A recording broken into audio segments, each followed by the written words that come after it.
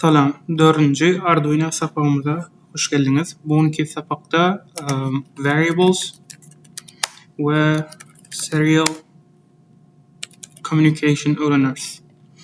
Indi variables näle bolýar? Mundan öňki sapaklarda size LED çyralary ýakmany öğretdik. Indi bolsa Arduino'nun içinde bahalary, informasiýalary nädip saklamaly, içinden gowrap saklamaly ýa-da bir bahalary nädip şoňa ýat tutturmaly, şonu öğreniriz. Şunu şeýler düşüneli. İlki bilen Arduino'nun içine bir baha ýat tutturmakka nähili baha ýat tutturjaňy, ondan soň adyna näme dakjaňy we içine näme baha goýjaňy gözüňe tutmaly. İlki gutymyzyň içine mysal üçin bir san goýaly. San goýmak üçin gutymyza int diýip aýtýar, ýagny integer bolýar ingilis diline.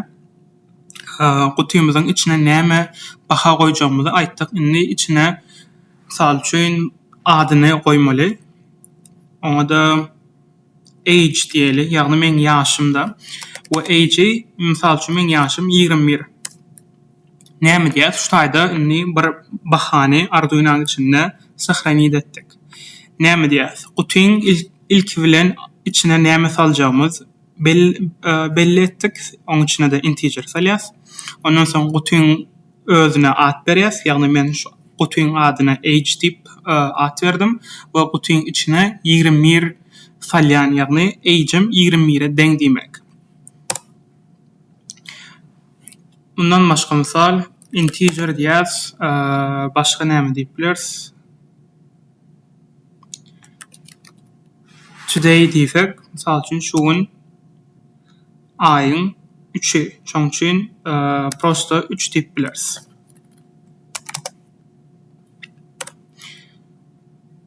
Ýa-da şuny prosto day diýeli, ondan soň integer month diýeli, 8-nji ay we integer year diýeli, bu da ýyl bolýar, 2026. Şu taýda biz nämeleri Arduino'nun içine özünden sahranyt etýäs. Year diýip bir gutymyz bar, içine integer salýas, ýagny sanlar we şol integer year atly gutyň içinde de 2026 diýip bir belgi san bar diýip aýtýas. Ondan soň ýokarda month diýip bir gutym bar, içine integer salýas we şol integerimiziň bahasy 8. Soň ýokarda day atly gutymyz bar, gutyň içine integer salýas we integeriň bahasy 3. Bundan başga diňe sanlar dälläni float bilen double bar.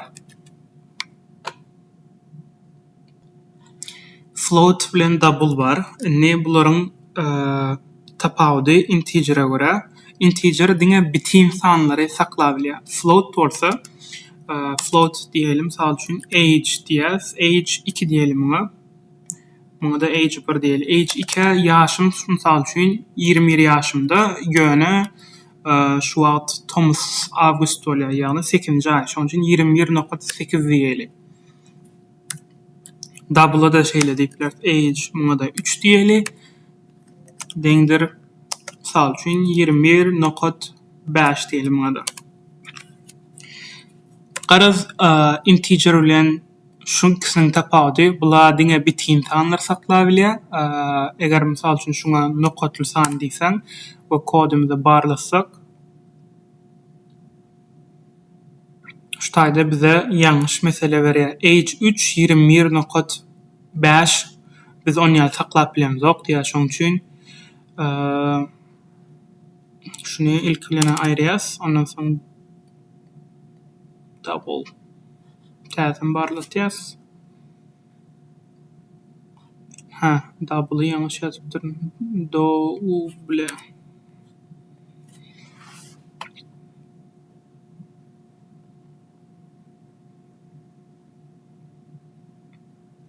Görüşmek üzere. Done compiling hiç mesele yok. Integerler bitim sanlar saklaýar. Float bilen double'am onluk sanlar saklaya yöne. Sorasaňyz float bilen double'yň tapawdy. Double has köp sanlar, ýagny float'un bary ýok 4 byte'lyk sanlar saklap bilýär. Double bolsa 8 byte'lyk sanlar saklap bilýär. Mysal üçin şuňa 1 2 3 4 5 6 7 8 diýäs. Muňa da 1 2 3 4 5 6 7 8. Häzir men şunuň tapawyny serial communication öwredimde düşünersiňiz. Bundan soň float double diýdik. Inni char bar, ýagny character. Inni biz gutuýumyzyň içinde diňe sanlar däl, ýani harplar, şekiller hem saklap bilýäs. Şoň üçin gutuýumyzyň içine şonýa şekiller saklajak diýsek char diýäs. Oňa da belgi diýeli, gutuýumyzyň adyna belgi diýip takaýly we belgimizi saklamak üçin şunu ýaly 2 sany goşa dyrnak dälen beýleksi şonu açýas. Ondan soň sal üçin içine a harpyny belläsimiz gelýär. Ýa-da char diýäs, symbol diýäs. Muňa da diýeli ýüzlenmäni goýasymyz gelýär. Şeýtirip symbol atly gutuýyň içine karakter salýas we karakterimiz hem ýüzlenmä deň.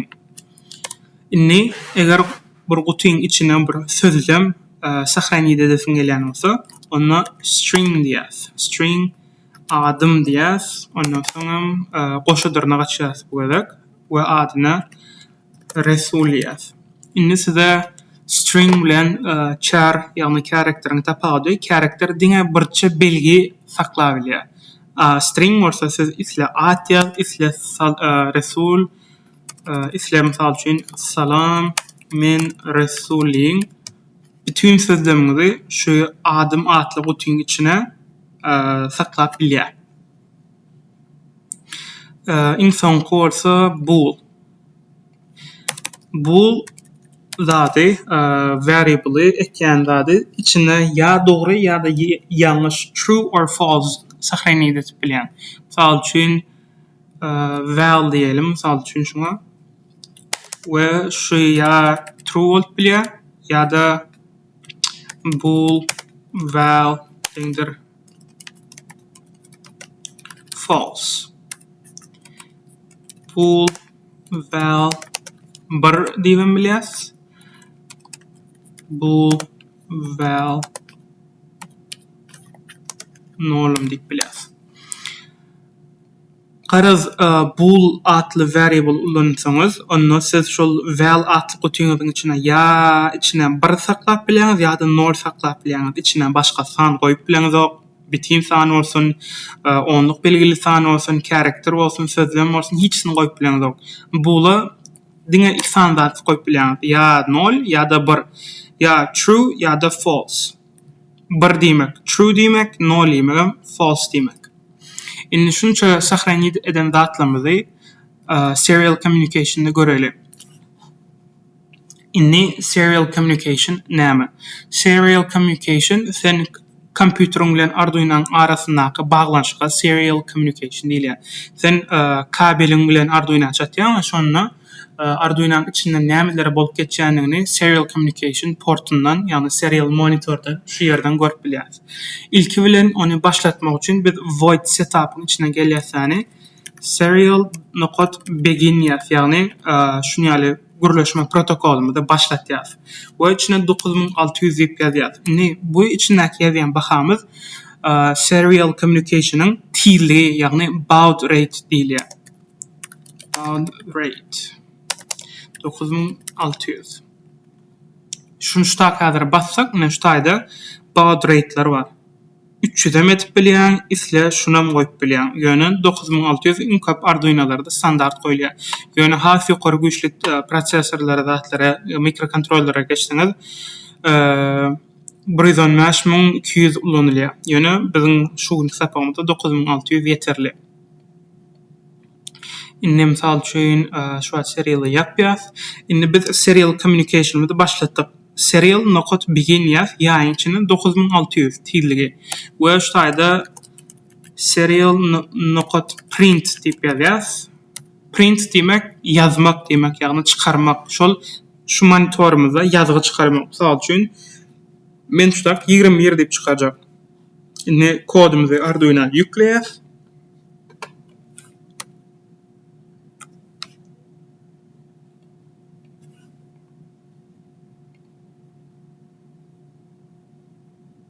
Redefinition of bool value. Baka şuları aýraýly.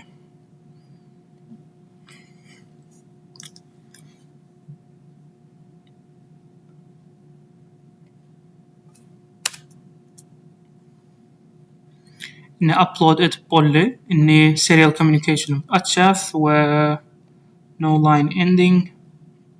We Arduino'myz şu taýdan täzeden restart'a basamyzda şu taýda görüşüňiz ýaly 21 diýip çykarýar. Ýöne 21 gün arkasyndan ýazy. Biz şu arkasyndan ýazman inniki liniýa çykarjak bolsak, ondan şuny print ln ýaz, ýagny print line ýa-da täze abzas aşağı setre geçmani ismleri. Täzen şuny ýükleýäs.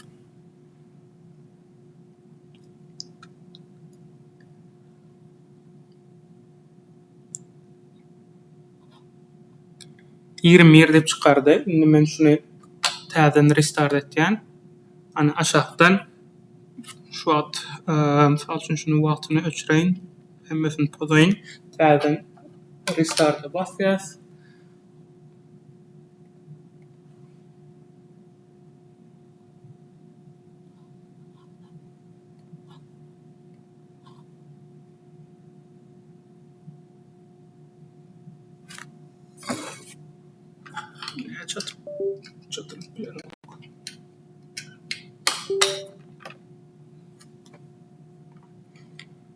Ana serial communication'da 21 diýip çykardy. Indi mysal üçin siz bilen dawaýça bir şekil çykarjak bolaýly. 3 burç şekil mysal üçin. Goşa durnamyz açýas we ýyldızjyk goýýas we şuny kopýalaýas.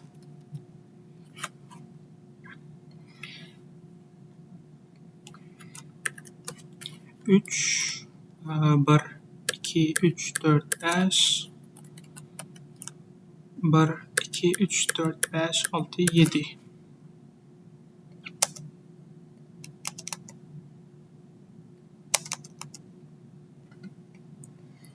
Şu taýda ýyldızjyklar bilen piramida şeklini etdik we print line diýenim sebäbi şu taýda inniki liniýa geçsin diýär. Häzir size serial monitorda nähili netije çykarýanlygyny göreli.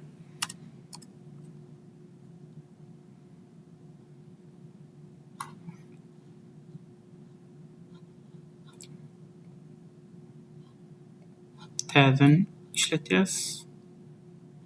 Görüşüňiz ýaly ýyldızjykdan piramida şeklini ýasadyk. Eger biz şu taýda print line ýerine print diýip ýazsak, onda inniki setre geçmän hemme ýyldızjyklary izi giderli ýazar. Bundan barlak görükedelim.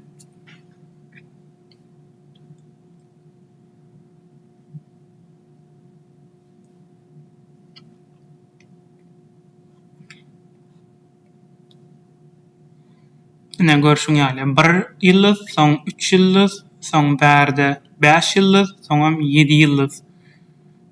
We täzen print line diýip hemmesine şeýle goýsak,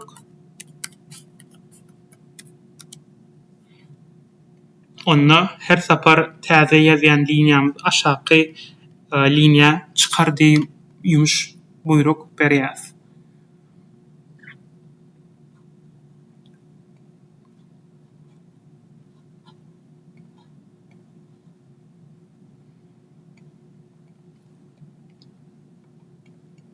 Inni şekiller ýa-da sözler çykaryp bilýäs. Inni bolsa mysal üçin size bir sözlemem görkedeýin. Print diýmek gerekli. Şeýle diýeli, goşa durnak.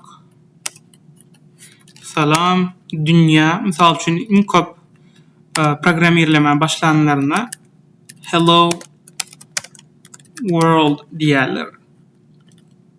Hello world'un ýerine biz näme edip bileriz? Print line edeli. Şunu kopyalaylı. Türkmen diline Salam dünya. Yine de kopyalaylı.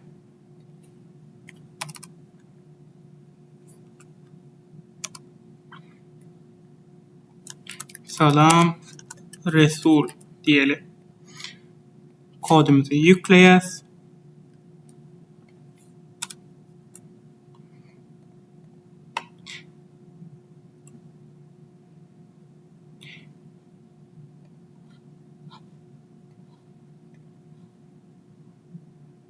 Hello world, salam dünya, salam Resul. İnne şutady biziň etýän zadymyz void setup'yň içinde serial communication'ymyzy birleşdirýäs, ýagny işletýäs. Soňam Arduino diýäs. Arduino sen plataň beýniň içinden maňa kompýuteriň ekranyna şu ýazgylary çykaryp berdi. Ýagny biz Arduino'ň içindäki bolup geçen zatlary taşyna çykar diýip maglumat komanda berýäs. Inni şu wagty diňe özümüz näme isleýän zadymyzy çykardasymyz eýlen bolsa çykartdyk. Inni bolsa şu simbollary çykardaly. Inni şutajda hello world pozýas, goşuldyrnagam aýras. Inni şutajda age 1 diýipdiris. Age 1 diýäs. Bu şolaryň hemmesini kopýalaýas. Ondan soň inniki çykarjak zadymyz day bolsun. Ondan soň çykarjak zadymyz month bolsun. Soň year, soňam age 2.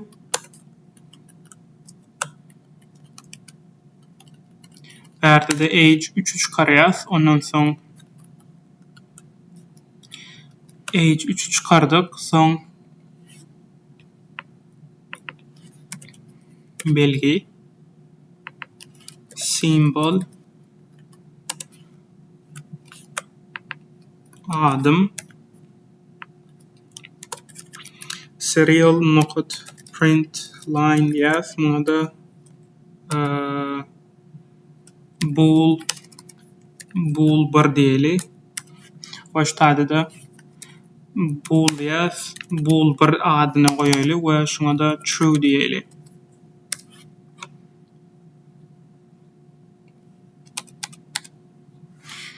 Kodumuzu yükleyeceğiz.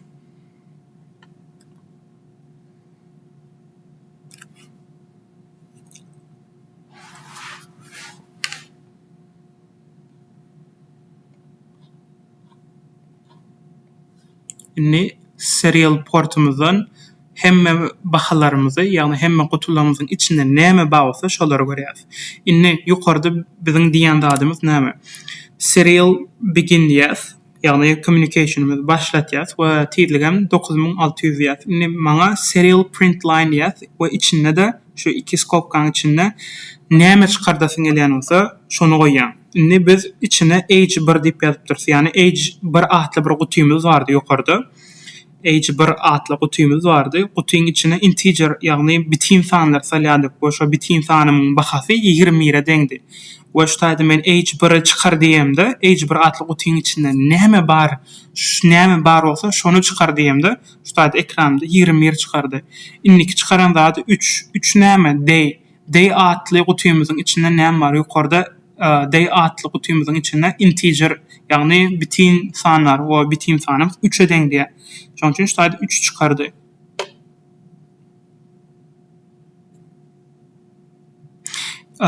Ondan soň 8 çykarypdyr. 8 näme üçin çykardy? Ýa inniki çykartýan zadymyz month diýär. Month atly gutyň içinde integer salýar, o integerimiz hem 8'e deň.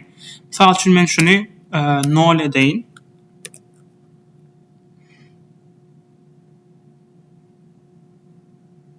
Month atly gutyň içine 0 belleýän men şu wagt şutajda. We kodumy ýükläp boldum. We aşağı geçiremizde hadi podaýyn täzen açaly. Ne? 3-nji zadymyz, 3-nji belgimiz 0'lik görkezýär. Month atly gutyň içine biz 0 saldyk. Eger hiç tat salmasak şulary ýaly näme bolýar göreli. Yani diňe için näme diýäs Arduino'da men month atlı bir gutu açacak diye o içine hiç daha salacak gelliye. İçine hiç daha salmasan onda Arduino näme düşünüyor? Arduino yeniden nol düşünüyor. Zaten içine hiç daha salmadın. Hiç daha diýmegem nol diýmek. Doğru. Şolar ýaly. Indi year diýäs, yearam 2026. Indi şu taýda gyzykly zat. Age 2 bilen age 3 bizim bahalarımız float bilen double. Indi şunu düşünmeňizi isleýän Arduino dünýäsinde float bilen double ikisi bir zat. Ýöne eger başga bir programmerleme dillerine geçeňizde C++'da mysal üçin float bilen double'ın tapawudy eken double şu arkasyndaky sanlary has köp tutulýar, ýagny double'la biz 8 bitlik sanlar tutulýar, float'da 4 bitlik sanlar tutulýar. Ýöne Arduino'nun içinde şu ikisi deň we baryogy 21.12 iki sany belgi ýüzünden saklaýar. Ondan soň belgilerden age 2, age 3 diýäs we soňra belgi çykartýar. Belgi atly gutymyzda karakter salýan ekenik we karakterimiz A harpyna, A şekline deň. Şoň üçin şu ýerde A çykdy. Soň belgi atly bir karakter açypdyrys. Gutyň ýok, başlaň şu taýda belgiden soň simbol gelýär. Simbol atly gutymyz bar. İçine karakter salýas we karakterimize ýüzlenme deň. Şoň üçin bärde ýüzlenme çykarýar. Soň şu taýda adım diýip gutyny çykar diýipdirys. Adım atly gutyň içine string salýan ekenik, ýagny söz ýa-da sözlem. We adım atly gutyň içinde de salam men resul diýip ýazypdyr. Şoň üçin salam men resul.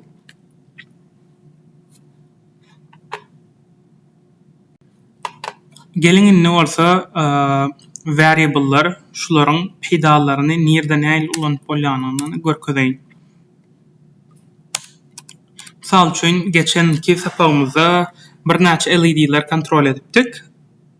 Arduino sapak 2'de 4 sany çyrany kontrol edipdik. Ýöne şu an ýanymda 4 sany çyrany ýok. Şonuň üçin diňe pin 13'ni kontrol ederiz. Şu taýda integer diýäs. LED ýagny biziň çyramyz LED 1 diýelim misal üçin. Şoňa da 13 diýäs. Sebäbi 13-nji pinimizde çatylgydy. Şonuň üçin biz aşağı gelýärtäni pin mode diýäs. 13 output. Geçenki Arduino sapak 1 bilen 2'de näme diýipdik? Eger 13-nji pini ulanjak bolsaň, sen ilk başta şonu void setup'ın içinde tanıtmaly diýip düşündirdim. Şoň üçin pin mode diýäs, ýagny pinin haýsy moda girýänligini tanıtmaly. 13-nji pinim daşyny tok çykarmaly diýip düşündirdim. Indi şu taýda 13 ýerinde misal üçin sen häzir bir näçe LED'ler bolup biler ýa şunu 13 ýerine 12 desiň gelýändir we aşagda bir näçe kodyň içinde hemmesini bir-birden 12 etmeň ýerine sen şuna LED 1 diýip ýazyp bilýän. LED 1 atly gutyň içinde integer saklaýas we o da 13 deň. Ondan Arduino kod okap başlanýan 5-nji liniýa gelýär. Näme diýär? Pin modumy men näme resul maňa bir pin ulanjagyny aýdasy gelýär. Haýsy pin ulanasy gelýär diýip içine seretýär bolyn. LED 1 atly bir guty diýär. Ýokary gelýänden soň şunu okaýadany ýokary gelýär. Ýokarda da näme diýipdir? LED 1 atly gutyň içine 13 saklapdyr. Şoň üçin şu 13 günç taýda 13 ýazylýar. Ondan soň diýeli digital right LED 1 otur şu taýda bool 1 diýeli. Doğrudan bool 1 diýip atly bir bool açaly, ýagny true ýa-da false. Bool 1 ýa-da şuna B1 diýeli. Inni B1 ýagny B1 boolumyzyň içine iki san saklaýa bilýärdik. Ya 1 ýa-da 0. Doğrudan 1 diýmek näme? True bolýar. True diňdir 1. Ondan soň false diýmegem 0 bolýardy. We digital right ýazamyzda näme diýerdik biz? Ilki bilen haýsy pinna ýazasyň gelýänini tanışdyrýardyk. biz LED bir ulanjak diýär, o da 13 bolýar. B1-den bahasy ya 1 ýa-da 0. 1 diýsek, onda daşyny tok çykarýardy. 0 diýsek öçürýärdi. Indi biz şu wagt B1-i dawa şu wagt 0 diýeli we kodumuzy ýükläýeli.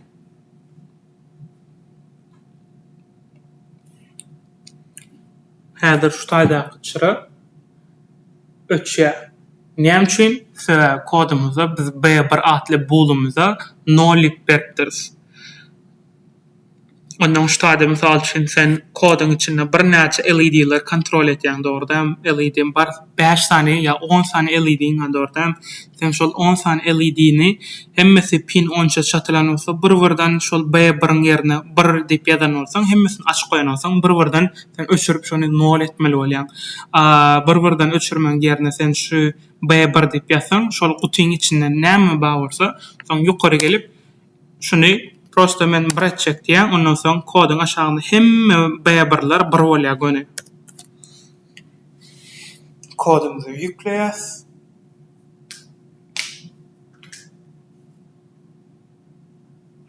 Görüşüňiz ýaly LED 13-nji pine çatyk LED'im işledi şu wagt.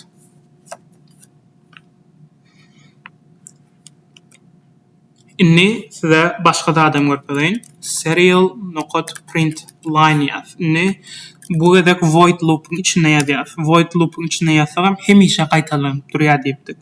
Inni biz şuň içine 1 diýip ýazaýly, dogrudymy? Ýa-da hast gowsy Ctrl X etýäs, Ctrl V etýäs. Inni biz ştaýda digital write LED 1 diýäs. Ve ştaýda serial print diýäs. Muň içinde de çyra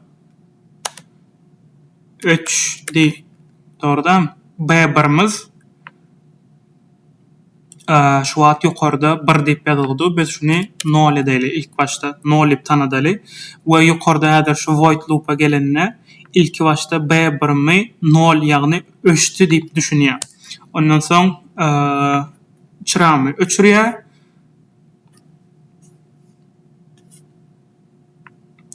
Öçdi, soňra 2 nokat goýaly, bahasyny çykaraýly. B1. Soň aşagdan B1'i men true edesim bilen, ýagny işletmek üçin. Säýä ýokarda men false etdim-de, false näme-di? 0 diýmek. Indi men şuny täzeden kopýalaýan. Çyra ýandy diýäs. LED B1. Ondan soň aşagda B1'am täzeden false etýäs. Indi şu wagt ştaýda çyramyzy öçürýäs, ýanýas. Öçdi, ýany geçenki sapar videoda Arduino sapak 1 bilen 2-de näme diýipdik? Bu void loop'un içinden gaty çalt ýanyp öçer we biz gözümüz bilen görüp bilmez. Şoň üçin delay diýär. Delay'im 500 edeli.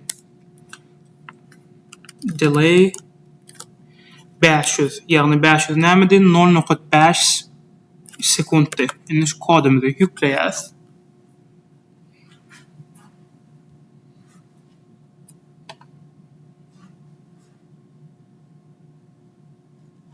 Serial monitora açýas. Çyra öçdi, ýany we şuna seretip durum. Ýany diýä, öçdi diýä.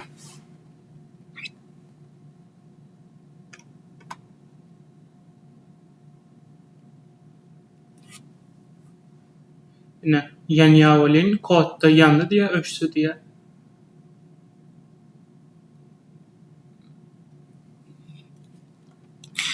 Indi şu wagt ştaýda ýanyp öçmämiz 1 sekund alýar. Indi men şunyň tirligini ütgedesim gelýär. Diýeli ştaýda integer diýäs. 10 diýeli we integer off diýeli, dogrudymy? Ýanma wagty we öçme wagty. Men ýanma wagtyny 200 edesim gelýär. Öçme wagtyny hatta 200 ýani şunu 2000 edeyli, ýagny 2 sekund. Öçme wagtyny 1 sekund edesim gelýär. Indi men şu taýda öçdi diýä, öçen ýerine off diýen we ýanan ýerine de on diýen. Onuň delay'in içine gelýärden delay'in içine off atly bir guty bar diýär. Ýokarda off atly gutyň içine 1000 diýip ýazylypdyr. Meni kodum hemişe şunu okanyna şuň içine 1000 diýip ýazýar. Kodumuzu ýükleýäs.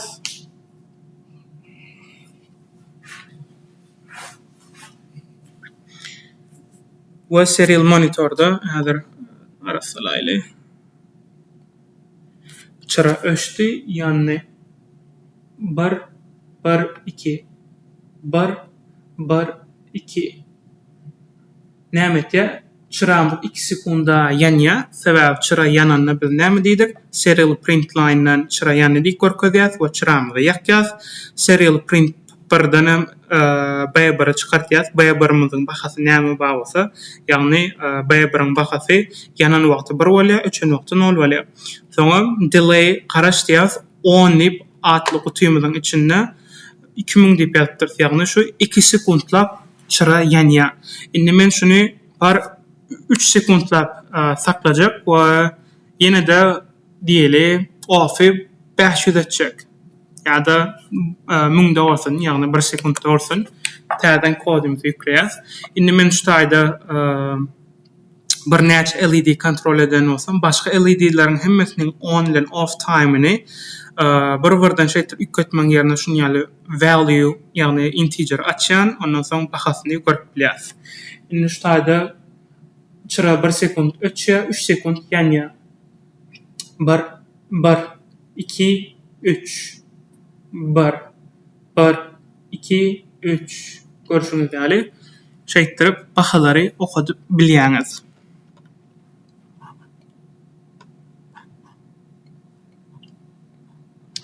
Bundan başga näme etip bileriz?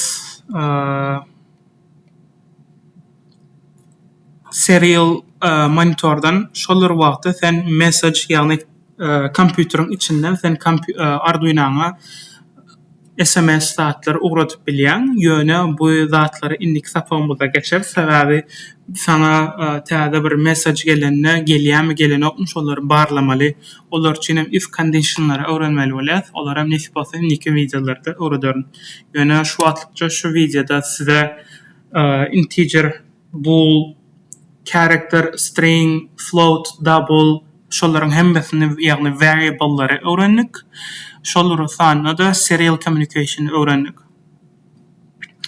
Indi size öýüş hukmuna näme etmegimi isleýän size öýüş hukmuna häzir bir mun sapaga durzaýyn. Sizin öýüşiňiz şular ýaly serial monitoruňyzy çykarmaly. Men şu wagt koduny ýazdym. Size koduny görkezjekler. Eger siz öýüş etip bilen bolsaňyz we indiki videolarda sapaklarda öýüşiňizi videoda çykarmak isleýän bolsaňyz, maňa Instagramdan ýa TikTokdan videolary iýerip bilersiňiz. Ýöne sizin şu Arduino 4 sapak üçin öýüşiňiz şu etmeli zadyňyz näme? 2 sekundlap bir şekil çykarmaly, 2 sekundlap başga şekil çykarmaly. İlkinji çykarmaly şekilde 3 burç, ýagny piramida çykarmaly. Piramida çykdy diýip ýazýaňyz, soňam çıra ýanýa. Şu taýda pişme diýende ötýär, piramida diýende çıra ýanýa.